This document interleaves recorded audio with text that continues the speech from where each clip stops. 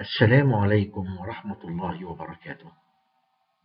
Hello everyone, welcome to the first lecture, Organic Chemistry 1.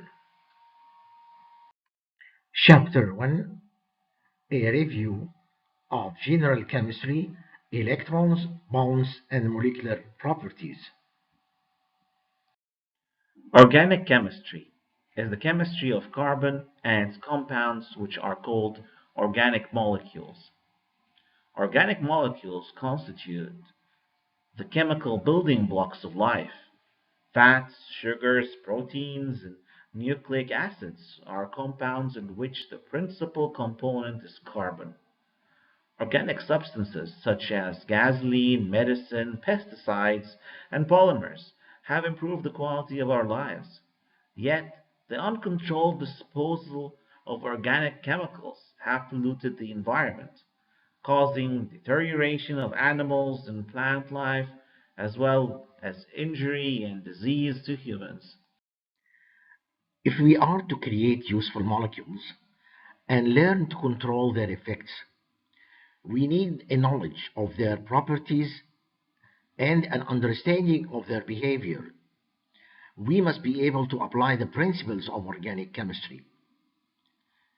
A goal of organic chemistry is to relate the structure of the molecule to the reaction that it can undergo. We can then study the steps by which each type of reaction takes place, and we can learn to create new molecules by applying those processes. Thus, it makes sense to classify organic molecules according to the subunits and bonds that determine their chemical reactivity. The determinants are groups of atoms called functional group. Carbon compounds are called organic because it was originally thought that they could be produced only from living organisms. In 1828, Frederick Vohler converted the inorganic salt lead cyanate into urea, an organic product of protein metabolism in mammals. Synthesis, or making of molecules, is a very important part of organic chemistry. In a way, the learning and using of organic chemistry is much like learning and using a language. The language of organic chemistry, the vocabulary and the grammar, neither one on its own gives complete knowledge and understanding, but together they form a powerful mean of communication, rationalization, and predictive analysis. Electronic configuration of atoms. Recall from general chemistry, to completely describe an electron in an atom, four quantum numbers are needed. Principal quantum number describes the electron shell or energy level, n equal 1 or 2, 3, and 4, etc. The azimuthal quantum number, or we call it angular momentum quantum number, L, describes the subshell and gives the magnitude of the orbital angular momentum through the relation. So if its L is equal to 0, means that we have S subshell. If L is equal to 1, then you have B. 2, you have D. And then magnetic quantum number, ML, which has value from minus L to L, and all has to be integer. So if you have an S, then you have this equal to 0, ML. If you have B, you have 1, 0, minus 1. If you have D, 2, it would be 2, 1, 0, minus 1, minus 2.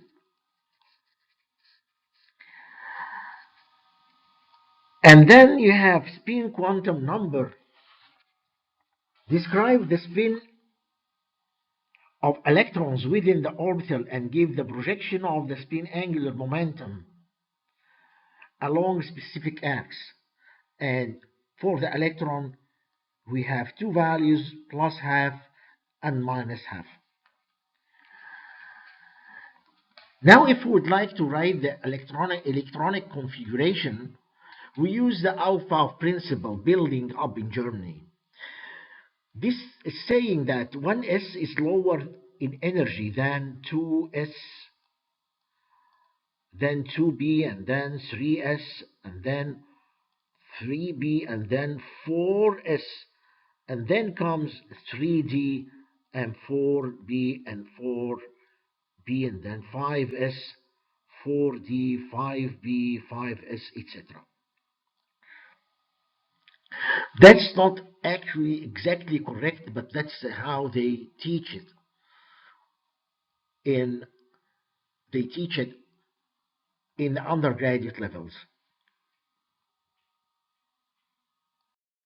What are the factors that account for the formation of molecules? There are two types of bond between atoms. The aim that the atom will have the electronic configuration of noble gas.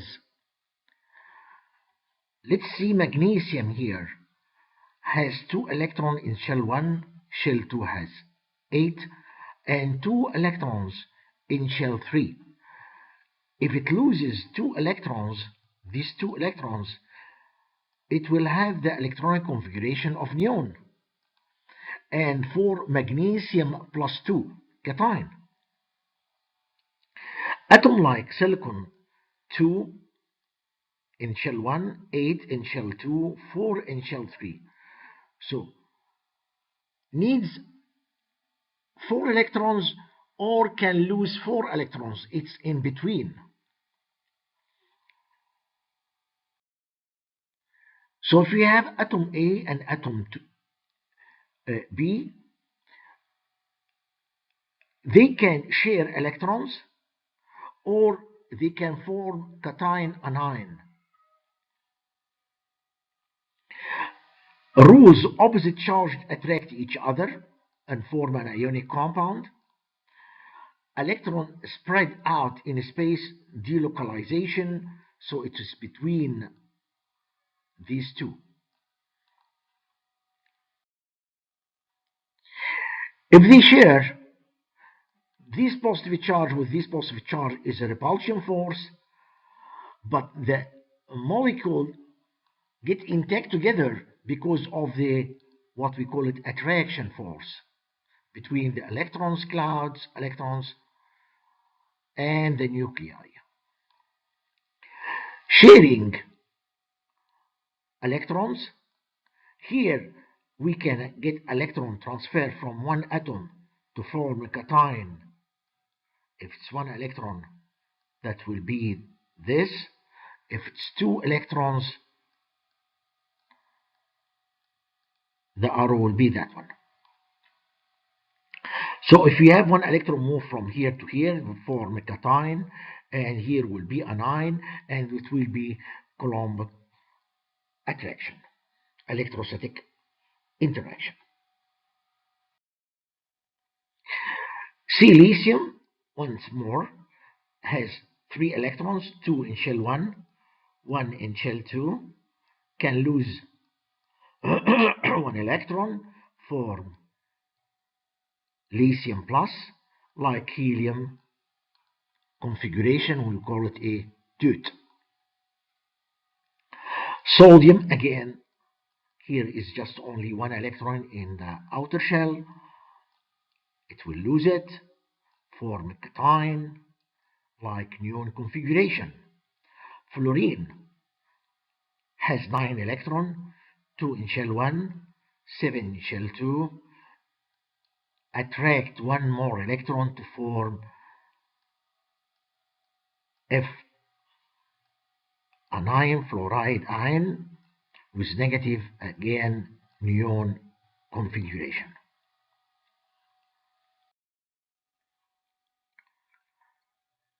Covalent bonds. Elements in the middle of the periodic table have a problem with electron affinity and ionization potential. Like carbon, it has 4 electrons, so it can gain 4 electrons to form C4 minus, or loses 4 electrons to form C plus 4. Here is like helium electron configuration, and here is new electron configuration. Compromise electron sharing, instead of losing or accepting, it is sharing, for example, with 4 hydrogen, 4 electrons of carbon and 4 electrons from 4 hydrogen, and the carbon will be 8 electrons, hydrogen will be 2 electrons, and we can get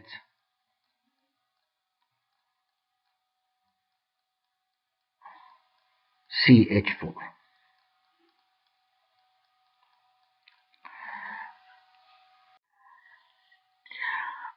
Most of the covalent bond, are what we call it between covalent and ionic.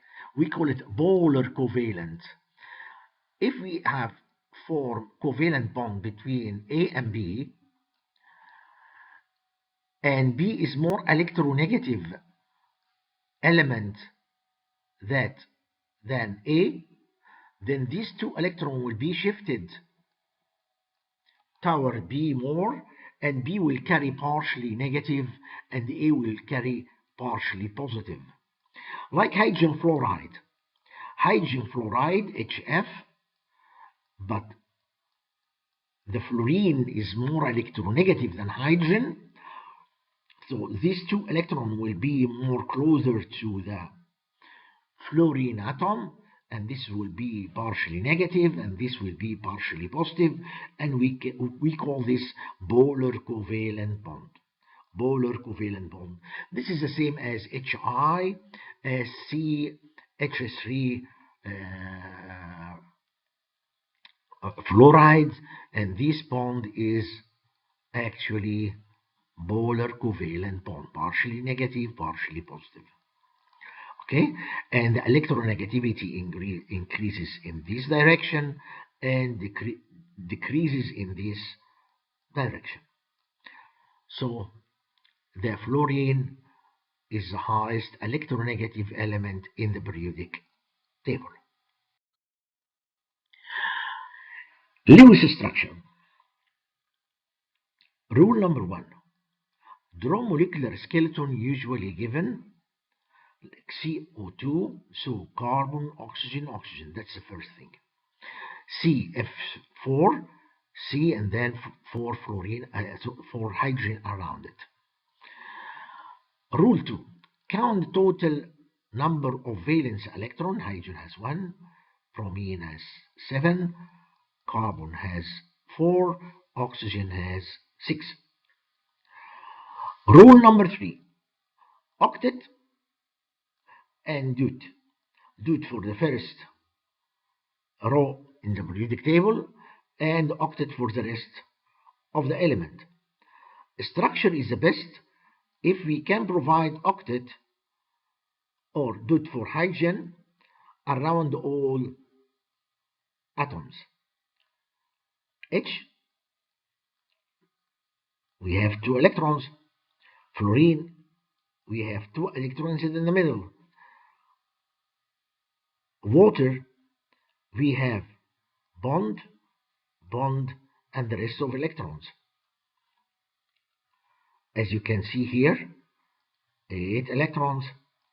For the hydrogen, 2 electrons, 2 electrons. So we have oxygen, we have H bond, we have H bond, then we have lone pair, lone pair. Fluorine, 8, the other atom, 8, by sharing 1 electron each, and 3 lone pair.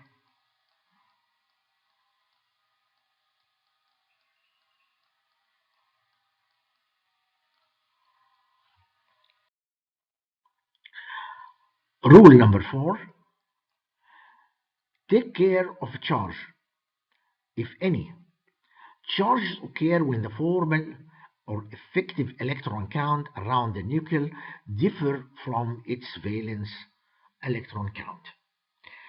الفورمال charge by equation, formal charge is equal to valence of electrons, valence electrons, non-bonding electrons, and half-shared electrons. Effective electron count, each for single bond around. Two shared electrons count as one electron. For example, if we have here 2 electrons, okay, right, in the bond, hydrogen will count as has 1 electron. It's sharing with 1, okay. Now, the oxygen will have 1, from this bond have 2, from this bond has 3, right? So we have 3 from bond. Then we have 2 electrons, lone pair, 2 electrons. So this will make total of 5. But the valence electron of oxygen 6. This is less, right, than this. So oxygen will have plus. Come to this one. How many bonds we have here? 1, 2, 3. So for oxygen we'll have 3 out of that. And we have 2 electrons from lone pair, make it a total of 5. But again, an oxygen valence electron 6. We are using less, 1 by 1 electron. So oxygen will have plus. Come to this one. Bond 2, 3. So we'll have 3 out from the bond. And again, here we have 2 electrons lone pair. That will make a total of 5. Oxygen valence 6. 6 valence electrons. But I'm using 5 only, so oxygen will have positive charge. Let's come to carbon. 1, 2, 3. So we have 3 electrons. And 2 from lone pair, 2. Total of 5. So we have using 1 extra electron, because the valence electron of carbon 4. So it has negative charge. Okay? Identify any formal charges in the structure below. Let's look at this. Oxygen, bond 2, 3, right? 3 means 3 electrons from the valence electrons of oxygen. And we have here lone pair, so 2 equal 5.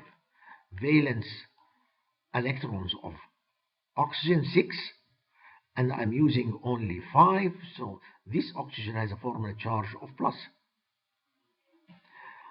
Come to this carbon. This carbon 1, 2, 3, 4. So we have 4 electrons from bonding. That's it. There is no lone pair. And the valence electron of carbon 4. So it's 4 and 4. So there is no formal charge on this carbon.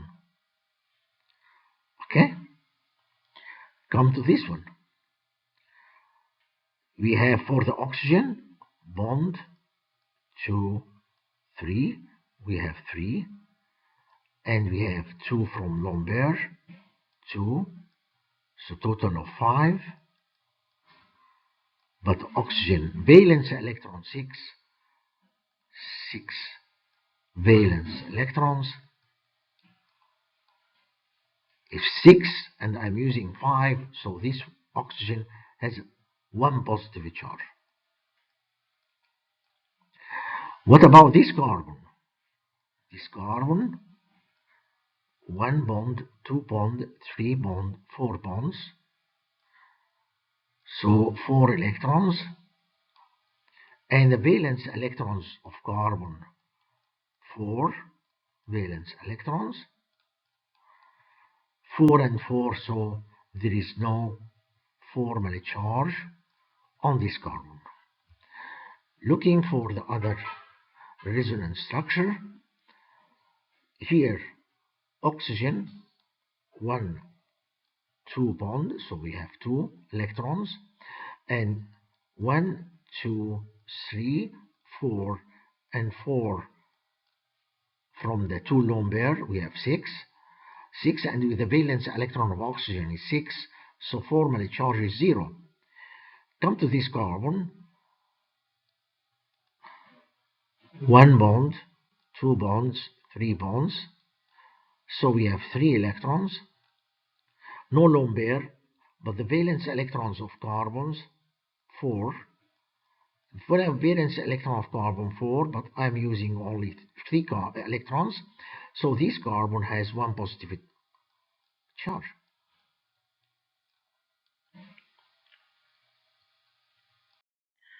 Example, carbon dioxide. To draw Lewis structure, first to an atom arrangement, carbon in the middle, as 2 oxygen, 1 on the right and 1 on the left. Count the number of valence electron. Oxygen 6, so we have 12, plus 4 from carbon, a total of valence electron 16. زي ما اتفقنا قبل كده, the main idea is that each atom would like to reach octet. So you connect them first with single bond and single bond. Then you add electrons to oxygen to reach octet. 1, 2, 3, 4, 5, 6, and the 2 electron between carbon and oxygen. So this oxygen reached octet. And again, 1, 2, 3, 4, 5, 6. This one reached octet. Remember that we have only 16 electrons. So 6 in here, 2 in here, 8, and on the other side 8. So we are done with 16 electrons. But still, this carbon has only 4 electrons. So what we have to do is taking 2 electrons from the oxygen and insert it between carbon and oxygen. The carbon would be 6, so take from the other side the same. Then we reach this Lewis structure. Oxygen 8, oxygen 8, and carbon now 8 electrons. And no formal charge on carbon or oxygen. So this is the right structure. C, double bond O, double bond O, 2 electrons, 1 lone pair, 2. This is a Lewis structure. Resonance. Movement of electron pairs gives rise to another Lewis structure بنقول عليها resonance forms. الريزونانس form هو عبارة عن superposition of these 2 forms or more. So form A and then double-headed like this, and form B via moving of electron pairs means 2 electrons. لما انا قلت عندي كربون دايوكسيد وقلنا ان الاستراكشر بتاعها مظبوط، بس انا ممكن احرك الباي الكترونز للاكسجين، ويبقى عندي اللويس فورمولا دي. اللويس فورمولا has formal charge on carbon and negative charge on oxygen. انا يهمني يكون عندي ايه؟ عندي اوكتات. بس لو انا ما عنديش تشارج هيكون افضل. طيب هو انه ريزون ايه؟ انه form is more stable. Of course this one will be the more likely to be major contribution. والstructure in between، الستراكشر in between يعني الريزونانس ستراكشر حالة وسطية، بس هيكون الميجور فيها contribution فيها المين؟ هيكون ده الميجور.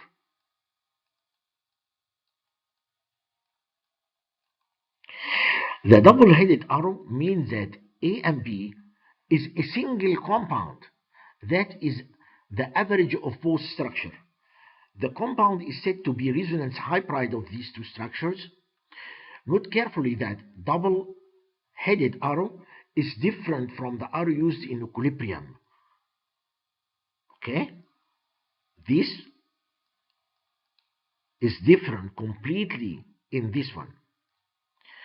The two structures for the compound are not rapidly interconverted and they are not in equilibrium. Rather, they are alternative representations of one molecule. Resonance structure of carbonate.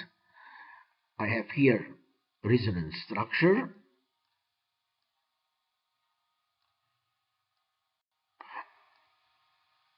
Two negative charged oxygen and one neutral.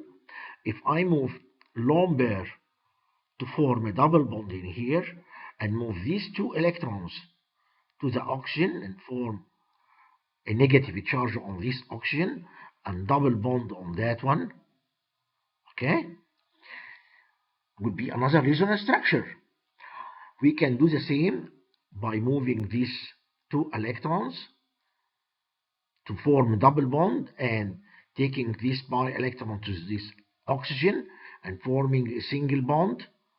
So we have A, B, C. Three resonance form. They are identical. Okay, so we find out that the carbon-oxygen bond in the carbonate is not a carbon single bond, it's not a carbon double bond, it's in between, and the three are the same bond length. Non-equivalent resonance forms. Which ones are better? اللي هيحكمني هو الأوكتت rule wins over all other rules. فبالنسبة للنيتروزونيوم ion, the resonance form on the left hand, oxygen has 8 electrons, nitrogen has 8 electrons, but oxygen has positive charge. Recall that oxygen is much more electronegative than nitrogen. If we moved 2 electrons from the bond to the oxygen atom, the nitrogen will now has positive charge but 6 electrons, while oxygen still has 8 electrons. Since the one on the left hand obey octet rule, that will contribute a major in the resonance form, and the one on the right will be minor. Here we have formaldehyde. This is a form, the resonance, moving 2 electrons to oxygen. Now, oxygen will have negative charge, but has 8 electrons. Carbon will carry positive charge, but only 6 electrons. This means that this form will be a major and this one will be a minor. When there are two or more forms with complete octet, then the electronegativity controls. The more electronegative atoms wants the negative charge and reject the positive charge. In the enolate form, here oxygen has 8 electrons and this carbon again has 8 electrons. Moving resonance structure, 2 electrons comes to form double bond, then these 2 electrons will move to the carbon. The carbon now has 8 electrons and this oxygen has 8 electrons, but the carbon carrying negative charge. Which one is better? The oxygen carrying negative charge will be the major, since it is a more electronegative element than carbon. Minimum charge separation. In the carboxylic acid, we can have 2 electron lone pair forming double bond, and these two electrons will move 2 electrons to the oxygen. This will be negative, will be a positive. We have bond 2 separation between negative and positive. This will be a major and this will be a minor.